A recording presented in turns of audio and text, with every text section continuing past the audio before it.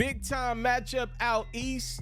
Donovan Mitchell and the Cleveland Cavaliers are now trying to catch up with Joel Embiid and the Philadelphia 76ers, but they're running out of time because Embiid's been on his grind. Joel Embiid continues to dominate the NBA. Your league's leading scorer had Evan Mobley on him in this one with Jared Allen out due to injury, and Embiid had no problems with Mobley.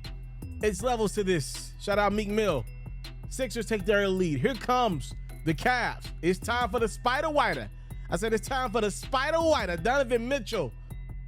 Easy leak out transition jam. And then his backcourt mate, Darius Garland. The deuce plus the foul. Cavs back in front. Sixers got this man, though, and he's really good, except in the double team. 2 times on one possession. Still scores. It's Embiid. Not caring who's trying to contest him. It's Joel Embiid's world. We're just living in it. Joel Embiid already had 24 points before he went into the locker room. But it's the Cavs taking the late lead as Darius Garland knocks in the 3. James Harden got issued a flagrant foul in the play. Third quarter, the Sixers come back. It's you-know-who. Embiid fading away. And then Tyrese Maxey drilling a tough contested 3. Sixers back out in front. Cavs, Mitchell, Garland, bang! Cavaliers take the 3-point lead. Here comes James Harden, who had 28 points, 6 rebounds, 12 assists. Philly, this time around, is going to take control of this one and not give it back. It's Harden in transition with the Euro. And then Joel Embiid going glass. Embiid, 3 of his 36 points and 18 rebounds. Cavaliers now trail late, trying to make something happen. It's Mitchell. He had 21 points.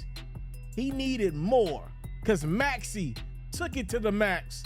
A 3-pointer goes, 3 of his 23 on 5 3-pointers. It's the Sixers extending their lead in division over the Cavaliers, 118-109. Well, for the first time in a long time, Nikola Jokic is no longer the favorite to win this year's Most Valuable Player award. The tide have shifted to Joel Embiid. Can you believe it? Joel Embiid now on NBA.com, which is pretty much gets it right on the MVP award. Their ladder now has Joel Embiid as number 1, Nikola Jokic number 2.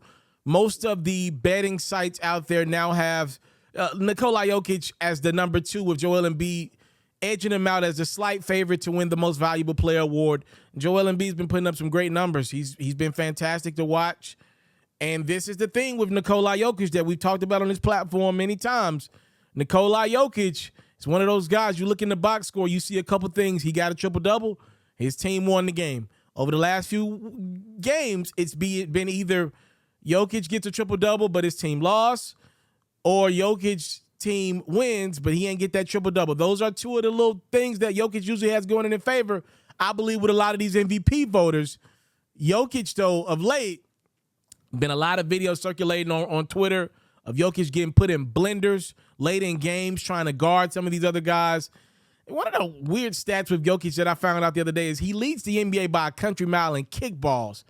And what that tells me is he's doing some lazy defense.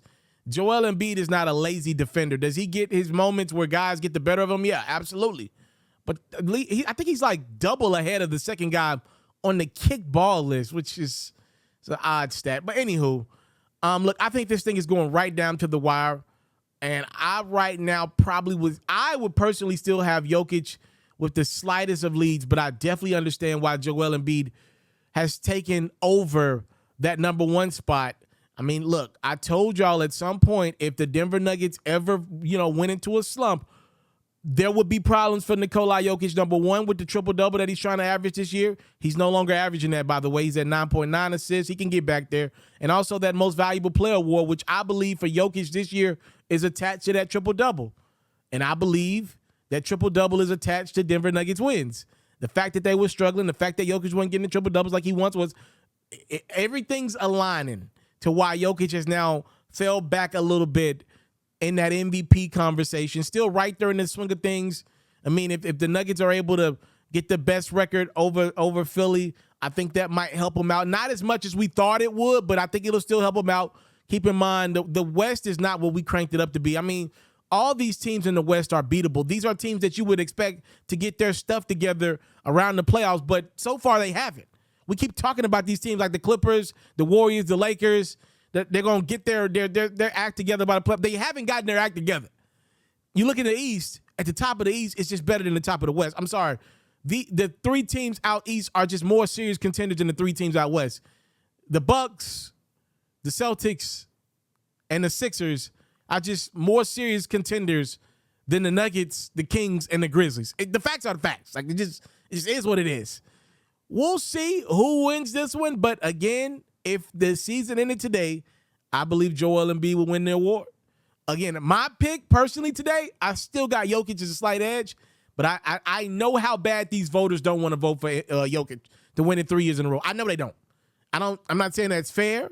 It's supposed to be a regular season award, but I understand how we got to this place as Embiid now taking the slightest of edges in the MVP conversation.